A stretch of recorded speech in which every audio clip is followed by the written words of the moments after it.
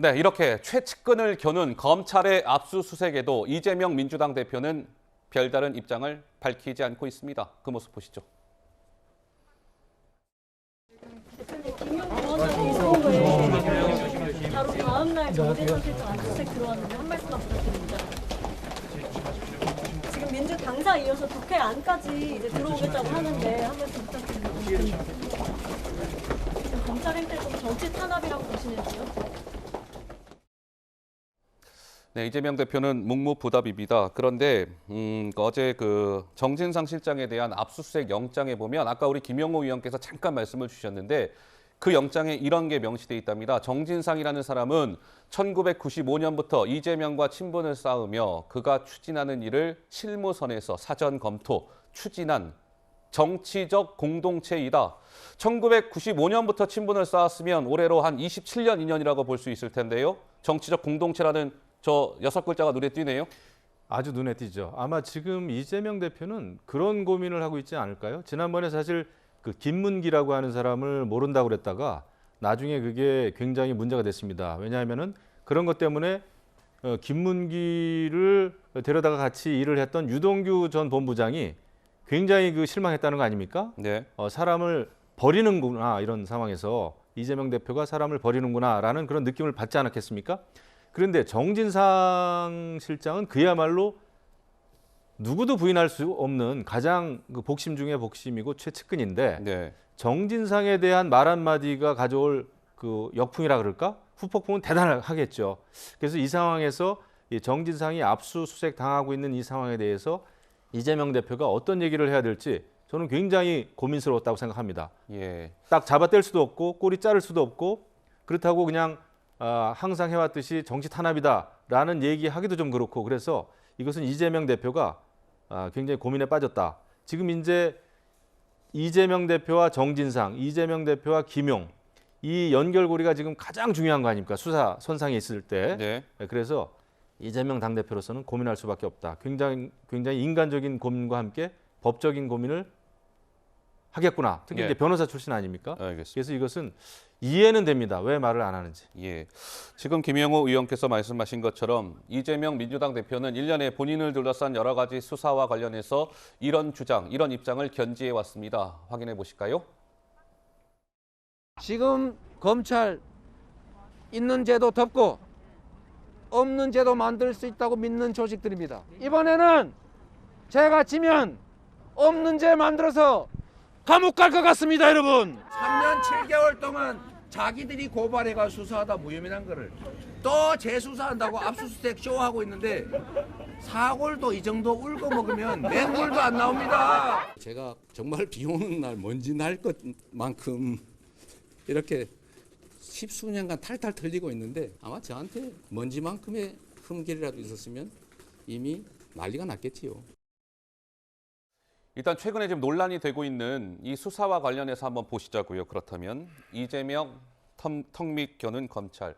자, 불법 대선 경선 자금 8억 4,700만 원을 김용 부원장이 받았는데 그러면 과연 이재명 대표 경선 자금으로 쓰였다는 게 검찰의 주장인데 이재명 대표가 그걸 알고 있었느냐, 알았으면서도 묵인했느냐 이게 이제 관건이고요. 또 하나는 지금 저희가 앞에 쭉 짚어드린 것처럼 정진상 실장이 뭐 좀 여러 가지 의혹들이 있는데 그러면 당시 성남시장이었던 이재명 성남시장은 어떤 책임이 있었을지 이거를 밝혀내는 거 아니겠습니까? 그런데 아직까지는 천안함 변호사님, 네. 저 두 건과 관련해서 이재명 대표가 뭔가 직접적으로 연결돼 있다는 건 안 나왔어요.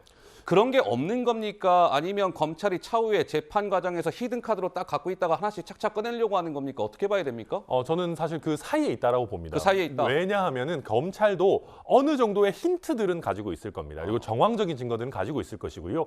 다만 핵심적인 증거는 어디서 나와야 되냐 하면은 김용 정진상의 입에서 나와야 됩니다.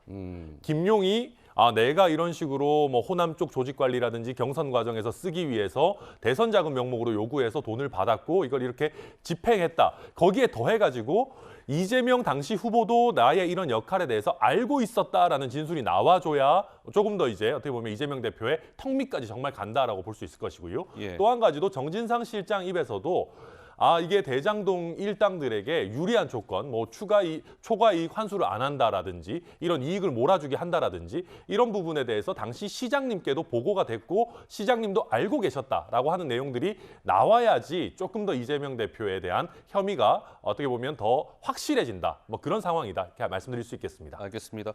사실은 이재명 대표를 둘러싼 여러 가지 의혹에 대한 수사는 뭐 사실상 지금부터가 본격적인 시작이 아닐까 싶습니다. 이제 김용 부원장 재판 시작될 것이고 정진상 실장 소환 조사 이후에 또 기소가 될 수도 있고 그렇다면 또 재판이 진행될 것이고 사실상 지금부터가 시작이다 이렇게 볼 수 있을 텐데 우리 박수현 수석 한 말씀 하실까요?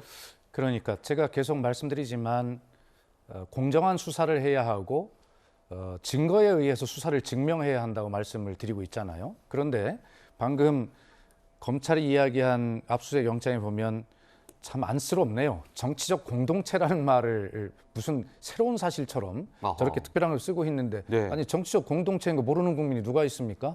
우리 김영우 의원님이나 저같이 정치하는 사람들 다 정치적 공동체 있지요. 자, 그런데 오죽 쓸 말이 없으면 저런 것을 무슨 새로운 사실처럼 씁니까? 오히려 김용의 공소장이나 압수수색 영장 등에 이재명 대표를 턱밑까지 겨냥을 하려면 적어도 공소장에는 제가 법률 전문가는 아니어서 모르겠습니다만 이재명 대표가 김용과 정치적 공모를 했다라고 하는 공모 혐의를 적시해야 될 거 아닙니까? 그러면서도 계속 이런 사실들, 피의 사실들을 흘려가면서 이재명 대표가 마치 무슨 정치적 공동체고 뭐 연관이 돼 있는 것처럼 어떤 증거도 되지 못하면서 공모 혐의도 적시하지 못하면서 이렇게 이재명 대표에게 정치인인 이재명 대표에게 정치적 이미지 타격을 지금 주고 있는 것입니다. 예. 그렇기 때문에 이 문제에 대해서 앞으로 검찰이 책임져야 될 부분이 상당히 많다. 그리고 정치적 공동체라고 하는 저런 말로 무슨 마치보가 있는 것처럼 연결하는 것은 예. 전혀 저것은 정말 저는 현재 검찰의 입장이 무엇을 확보했는지 오히려 아무것도 없다는 것을 암시하고 있다 저는 그렇게 봅니다. 네.